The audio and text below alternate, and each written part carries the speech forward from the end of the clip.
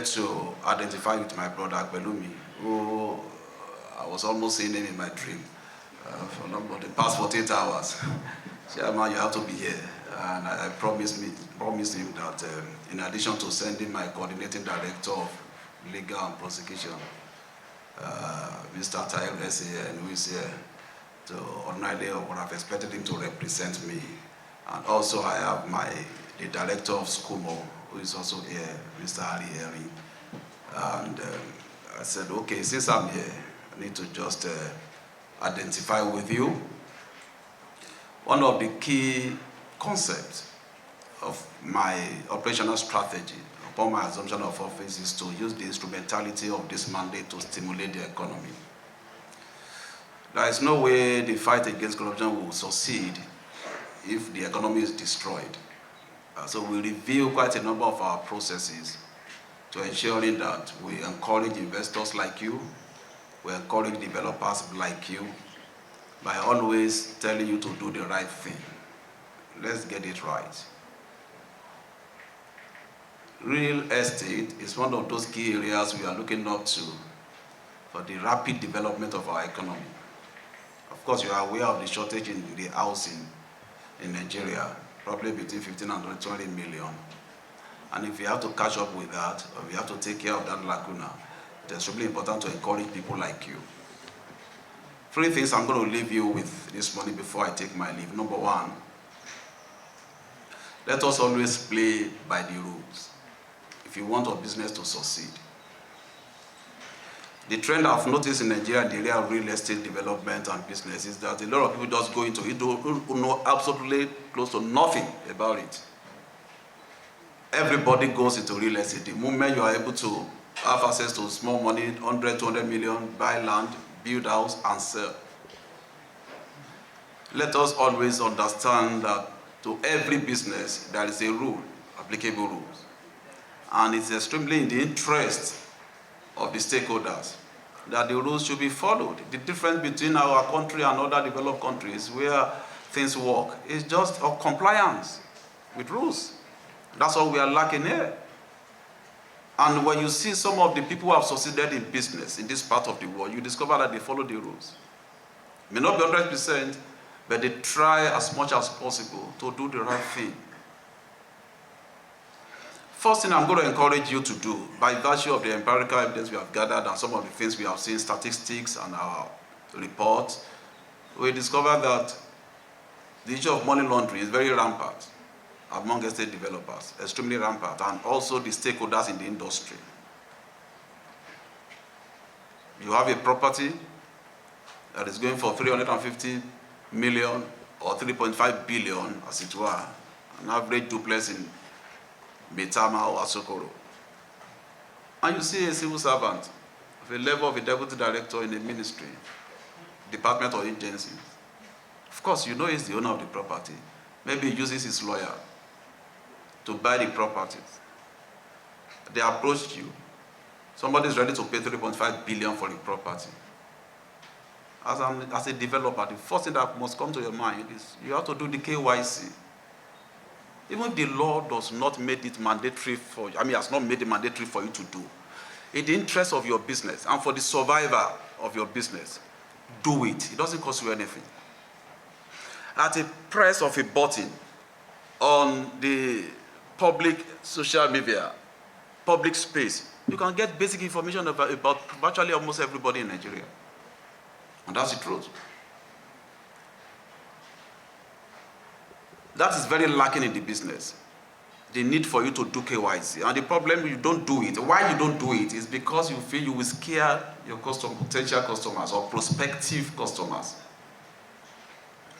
Don't forget the legal principle of accessory before and after the fact.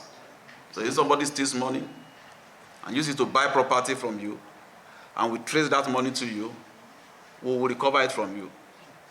Yes. Yes. We will recover it. Because you can't sit on process of crime. The moment we establish it and we prove it to you that this money was stolen, we will follow it, trace the money, recover it. So you go after the person who has bought property from you to take your property back. But that money will take back from you. So please note that in the interest of your business. I took this up when in the last MDA conference, the need for lawyers to do the KYC. I'm a lawyer myself. We drag it back and forth, and eventually we agreed that there's need for us to do it. So we are back to the table. And incidentally, just yesterday, the delegate from FATF came to Nigeria. Those who attended to them are also in this room. And very soon, hopefully, we'll be getting off the grey list. And these are the things that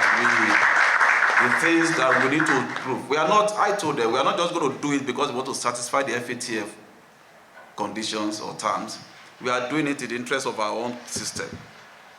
See, there is no way your business will survive if you don't do these basic things. Somebody just told us now, at the price of a pot, you know who owns what. Where things work, in the clients where things work. So why is our own different? Why? Now the beneficial ownership principle that have been put in place, I wouldn't know, is Corporate Affairs Commission, are they here? Did you invite them? So the operationalization of beneficial ownership register, please, we need to work on it. And that's what we are talking about. Now, even if you are using a trustee or an agent to manage your real estate business, what we are saying, ultimately, who is the owner of that property? So it has to be there. Now, the whole thing is so vague, so opaque in Nigeria. But with the operationalization of that, we'll be able to determine who owns what. And the KYC will be easy for us to do. Secondly, the racket that has been going on at FCDA, I want to really commend the effort that has been put in place in recent time in the FCDA. Now, they have improved on their processes and all of that. And we want you to do more of that, sir. Please do more of that. I can attest to the fact that there's a serious improvement. And there is still also a long way to go. You are aware that we are in court with quite a number of staff of AGs and FCDA. We had cause to prosecute quite a number of them who are complicit in some of this. As a matter of fact, we have an office, a section, domicile in that FCDA, our Land and Property Fraud section is domiciled there. And we have had cause to arrest quite a number of their staff to prosecute them. We are in court with them because they do racket. They are, they syndicate with some of these people who are fraudsters in the industry.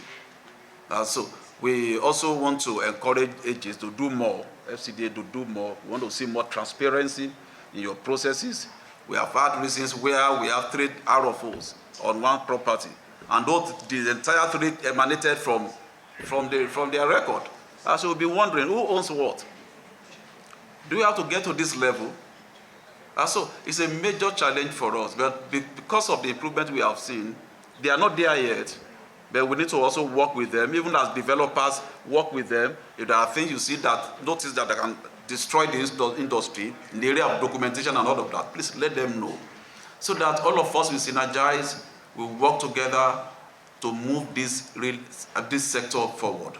The third thing I want to share with you, go and tidy up your books. Pay your tax when you are supposed to do.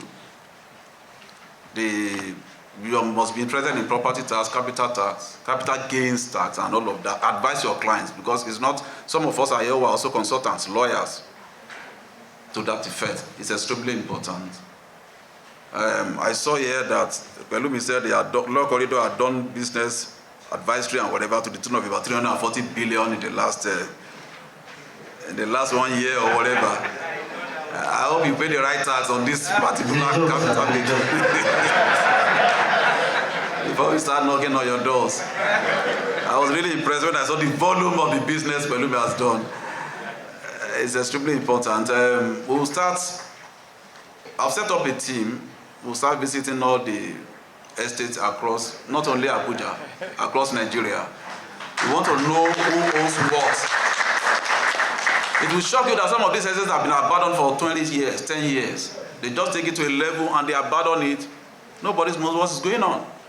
And you know, what we have been able to gather is that most of these estates were funded by civil servants who have stolen money. So the moment they leave public service, the money is no longer coming. So they abandon the estate. So the developer is not looking for investors, to support them to complete the project. That's one of the things we have discovered in some of these abandoned estates. And we have taken the pain to move against some of those estates. In recent time, we have had cause to file for forfeiture for about 15 of them. We have got interim. Now, I'm very sure some of you sitting in this room, you are probably some of those estates belong to you. So very soon be expecting us to meet you in court. Because there's no way we'll develop the sector if we should continue with that attitude. Get something to a level. I know some of you, you have your genuine source of capital. But again, we look at it too. The system has to help you. The system has to encourage you. I've taken it up with the bankers. There is no one who will go to the commercial bank in Nigeria and borrow money and invest in real estate and you will make profit. It takes time. Sometimes you are on a project for 5 years and you have gone to a bank to take a loan at the rate of 18%, 20%, if not 25, if not 30. Elvis, you are here. You are one of the people who borrowing and giving loan at 40%. So how do you survive? How do you survive? I think that's why some people go to the market their properties even on paper before they even get the land. Yes, sir. So you structure it, but at the same time, there is always a problem along the line if you are not careful. So I know you have a challenge in the area of sourcing capital and all of that, but at the same time, don't bite more than you can chew. Start with what you can handle. Don't let anybody hide under you and do money laundering. We're going to expose you, we're going to fish you out and bust the racket. Because we have gotten to a stage in Nigeria where all of us, we have to synergize, we have to collaborate. The government will play its part, private sector will play their own part, and for this country to move forward. It is my desire that by the time you're having another round of this engagement, we'll have better news to share. And I want to see you succeed, but please do the right thing.